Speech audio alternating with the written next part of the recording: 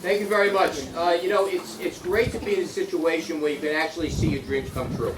The redevelopment of this campus has been ongoing for a few years now, and we've been able to provide now, as part of that redevelopment, a place for special victims.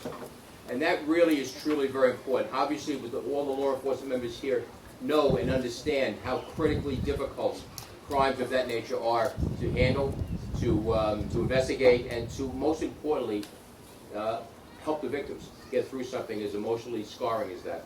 So it's just really an amazing thing to see this very pastoral setting for a victim to come to, for your good work to get done as it relates to finding the criminals who commit these crimes.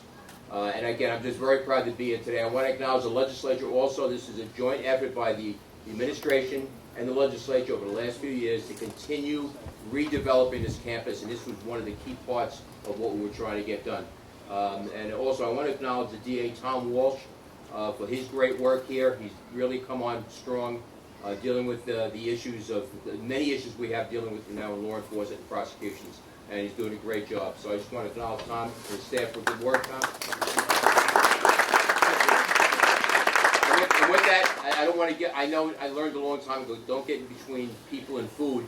So I'm going to end it there and just say thank you very much for all that you do. I mean, we know it's difficult times for law enforcement right now, but obviously you understand the appreciation we have here for you in county government, obviously district attorney, but the people of Rockland are quite different than what we've seen on TV. And I just want to take a moment to tell all of you that when I travel this county, I hear good things about our cops. So I just want to take a moment to tell you that, because you need to hear that with the difficult times we're in today. So with that, thank you very much for having me.